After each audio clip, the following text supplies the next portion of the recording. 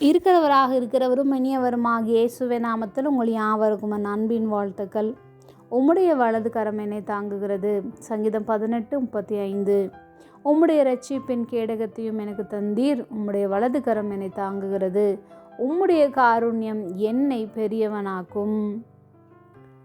தாவீது ஆடுகளை மேய்த்து கொண்டிருந்தான். கர்த்தரோ அவனை சிங்காசனத்தில் அமர செய்தார். தாவீதுக்கு எத்தனையோ சத்துருக்கள் விரோதமாக எழுந்த போதும் கர்த்தரே அவனை விடுவித்தார். கர்த்தருடைய காருண்யம் மட்டுமே தாவீதை பெரியவனாக்கிற்று. உயர்ந்த ஸ்தலங்களில் அமர செய்தவர். அவனுடைய வாழ்க்கையில் எத்தனையோ நெருக்கங்கள் ஏற்பட்ட போதும் பிரயோஜனமான வாழ்க்கைக்கான பாடங்களை கற்றுக்கொண்டான்.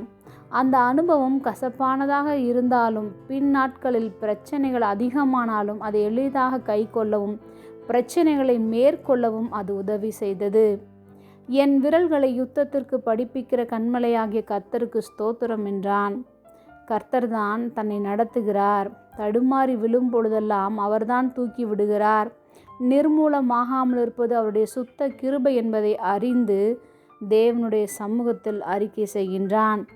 தாவீது எந்த சூழ்நிலையில் இருந்தாலும் கர்த்தருடைய சமூகம் அவனோடு கூடவே இருந்தது. அவனுடைய ஆபத்துகளில் கர்த்தருடைய பலத்த கரம் அவனை மீட்டு இரட்சித்தது. கர்த்தருடைய வலது கரம் அவனை தாங்கினதனால்தான் வேறு யாரும் அவனை தள்ளிவிட இயலவில்லை. நாமும் அவருடைய கரத்தில் இருப்போமானால் நம்முடைய கைகளின் சுத்தத்திற்கு தக்கதாக அவர் நமக்கு பலனளிப்பார். கர்த்தருக்கு நம்முடைய பலமும் பலவீனமும் நன்கு தெரியும். இன்றும் உங்களை பாதுகாத்து வெற்றியடைய செய்கின்றார். அவரது கரத்தால் உங்களை தாங்கி கொண்டிருக்கிறார். உங்களுக்காக உதவி செய்ய, நீங்கள் வெற்றி மேல் வெற்றி பெற அவரே உங்களோடு கூட இருக்கிறார். உங்களுடைய யுத்தத்திற்கு அவர் உங்களை பலத்தால் இடைக்கட்டி உங்களுக்கு விரோதமாக எழும்புகிறவர்கள் மேல் உங்களை உயர்த்துவார். ஜெபம். அன்பின் பரம தகப்பனே, எப்பொழுதும் எங்களோடு கூட இருக்கிறவராகவே இருக்கிறவரே, உம்முடைய வலதுகரம் எங்களை தாங்குகிறதற்காக நாங்கள் நன்றி செலுத்துகிறோம். இயேசுவின் நாமத்தில் பிதாவே, ஆமேன்.